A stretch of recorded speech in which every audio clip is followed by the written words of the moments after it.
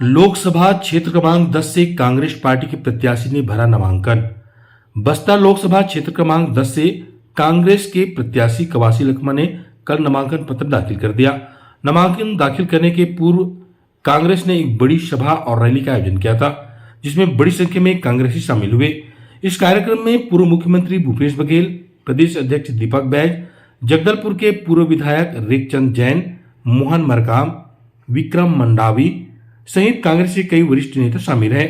नामांकन भरने से पहले आम सभा का आयोजन हुआ, जहां उपस्थित कांग्रेस के सभी नेताओं ने कार्यकर्ताओं में नया जोश भरने तथा कवासी लखमा को भारी मतों से जिताने लोगों से अपील की। आपको बता दें कि बीते दिनों पूर्व मंत्री और वर्तमान विधायक तथा अभी बस्तर लोकसभा सीट से प्रत्याशी बनाए गए कवासी लखमा पर एफआईआर दर्ज हुआ है। दरअसल आचार संहिता चल रही है और लोगों को कवासी लखमा द्वारा पैसा बांटने जाने का आरोप लगाते हुए भारतीय जनता पार्टी के कुछ नेताओं ने थाना में उनके ऊपर एफआईआर दर्ज किया था, जिसे पार्टी की छवि कुछ हद तक धूमिल भी हुई थी। किंतु कवासी लखमा का एक अलग ही अंदाज है और वह फिर अपने पुराने अंदाज के साथ कल नामांकन दाखिल करने पहुंचे थे। लगातार ये है कि भारतीय जनता पार्टी चाहे कैसे भी हो, तोड़ तोड़ के लाओ, दबा के हो, डरा के हो, धमका के हो, लालच दे के हो, सबको ले आओ। तो उसमें भी एक तरीके की दूसरी बात है, आज कवासी लखमा जी नामांकन भरे। एक बस्तर के हक और अधिकार की लड़ाई है, बस्तर के स्वाभिमान की लड़ाई है, जिसके प्रतीक के रूप में भाई कवासी लखमा हमारे कांग्रेस पार्टी को होकर खड़े हैं। बस्तर को बचाना है। जिस प्रकार से यहाँ नकली घटनाएं लगातार बढ़ रही है, जिस प्रकार के यहाँ बस्तर को बचाने के लिए हम लोग लगातार लगे रहे, चाहे नगर नार को निजी हाथों में जाने बचाने की बात हो, चाहे स्टील, चाहे बेला डीला खदान को निजी हाथों से जाने से बचाने की बात हो, हम लोगों ने किया है। साय जी की सरकार बनते ही आपने देखो हसदे और कैसे कटा, ये उसी प्रकार ये लोकसभा चुनाव तक रुका हुआ है। तो उसको रोकने के लिए हम सबको एकजुट होना होगा। ये लड़ाई पूरे बस्तर की लड़ाई है, पूरे छत्तीसगढ़ की लड़ाई। आज लगातार जो सुविधाएं मिल रही है इन 3-4 महीनों में, वो सारी सुविधाएं, चाहे गोधन न्याय योजना हो, भूमि श्रमिक न्याय योजना हो, राजीव गांधी किसान न्याय योजना हो, चाहे वो राजीव मितान क्लब की बात हो, वो सारे बंद हो गए। जो यहाँ गैता पुजारी को पैसा मिलता था, वो सब बंद हो गया है।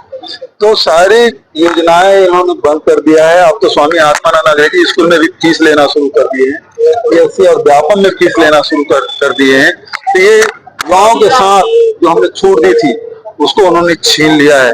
और उसके साथ साथ बेरोजगारी भत्ता आप देखें वो भी बंद हो गया है। अब जो राशन कार्ड अभी अचानक बंटना बंद हुआ, पहले तो बांट रहे थे, फिर रोक दिया गया है।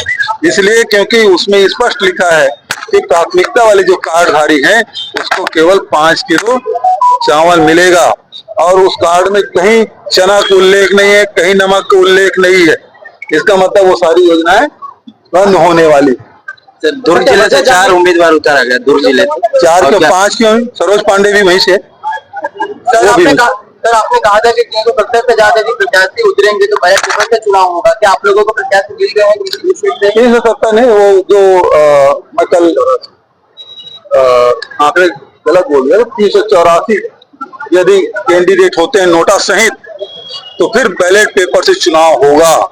कल पाटन के कार्यकर्ताओं के साथ मेरी बैठक हुई थी और वहां कार्यकर्ताओं ने ये कहा कि ये ईवीएम बंद होना चाहिए। हमारी लीड 20,000 की नहीं थी, हमारी लीड 55 से 60,000 की थी पाटन में, ईवीएम के कारण से कम हुआ है, तो ईवीएम बंद करवाइए। तो मैंने कहा मेरे हाथ में है, इलेक्शन कमीशन विपक्षी दलों से मिलने से इंकार कर रहे 9 महीने से, कोर्ट न्यायालय में सैकड़ों प्रकरण दर्ज हैं। लेकिन एक बात है, जो काम न्यायालय नहीं कर सकती, जो काम इलेक्शन कमीशन नहीं कर सकती, वो इस हाल में बैठे हुए लोग कर सकते हैं। उन्होंने सवाल पूछा कैसे? यदि 384 से अधिक सदस्य एक लोकसभा में खड़े हो जाएं, तो फिर इलेक्शन कमीशन को मजबूरन वहां बैलेट पेपर से चुनाव कराने होंगे। तो वहां ब्लॉक कांग्रेस कमेटी के साथियों ने प्रस्ताव पारित किया कि हम दुर्ग लोकसभा में 384 से अधिक सदस्य खड़ा करेंगे और वहां बैलेट चुनाव कराएंगे। सर आपको लग रहा है पारदर्शिता के साथ चुनाव संपन्न होगा प्रथम चरण में? देखिए, पारदर्शिता जैसी कोई बात तो दिख नहीं रही है। जो संविधान सभा ने सुप्रीम कोर्ट के वहां जो पास किया था कि इलेक्शन कमीशन जो सदस्य हैं उसमें जो नियुक्ति हुई, उस कमेटी में सुप्रीम कोर्ट के भी चीफ जस्टिस को सदस्य होना चाहिए, उसको लोकसभा में बहुमत के आधार पर बदल दिया गया। और जिस प्रकार से एक इलेक्शन कमिश्नर ने इस्तीफा दिया है और इस्तीफा का कारण आज भी पता नहीं है, और तत्काल चूंकि चुनाव नजदीक है तो 2 सदस्य और नियुक्त किए गए हैं, तो समझ सकते हैं कि किस प्रकार से सारी एजेंसियां दबाव में है। जब ईडी चुने हुए मुख्यमंत्री को जेल में डाल सकती है, 2 साल से जांच चल रहा है, 2 महीना और रुक गया तो क्या फर्क पड़ता था, लेकिन आपने इसको बंद कर दिया। तो बैंक खाते सीज कर दिए, कांग्रेस पार्टी के बैंक खाते सीज है, आम आदमी पार्टी के बैंक खाते को, कार्यालय को उन्होंने सीज कर दिया है। तो आप निष्पक्ष चुनाव कैसे कल्पना कर सकते हैं? तो इसलिए ये जो चुनाव है वो आम चुनाव नहीं, ये खास चुनाव है। ये लड़ाई किसी कांग्रेस पार्टी या किसी दल के लिए नहीं, बल्कि देश के संविधान और देश के लोकतंत्र बचाने की लड़ाई है। तो ये 140 करोड़ जनता की लड़ाई है। महापौर दोनों मैंने बोल दिया उनसे, क्या लगता है? मैं तो बोला कुछ तो मजबूरियां रही होगी, वरना कोई यूं ही वहाँ थोड़ी होता है। सर मोह भंग होने की वजह क्या रही होगी? उनसे पूछिए भाई, किसी को महापौर बना दिए, कोई प्रदेश कांग्रेस एक पार्षद है जिसको प्रदेश कांग्रेस कमेटी महामंत्री बनाया हो, उसके बाद भी यदि कोई बात है तो कहीं न कोई कुछ तो है। सर उल्टा कोई असर आता है क्या? ये लोग चले गए भाजपा में, इसका फायदा होगा हमको, इसका हमको फायदा होगा, नुकसान नहीं होने वाला। सर उल्का जी ने अभी जस्ट मंच से कहा है कि भाजपा एक वॉशिंग मशीन की तरह काम करिए, जो भ्रष्ट नेता है वो भाजपा के पास जा रहे, साफ सुथरा होके आ रहे हैं। तो क्या महापौर भी भ्रष्ट थी, या फिर जितने नेता जो जा रहे हैं कांग्रेस तो सारे भ्रष्ट थे? उनको तो भ्रष्टाचार का आरोप भाजपा लगाती थी कि नहीं लगाती थी, उससे पूछिए।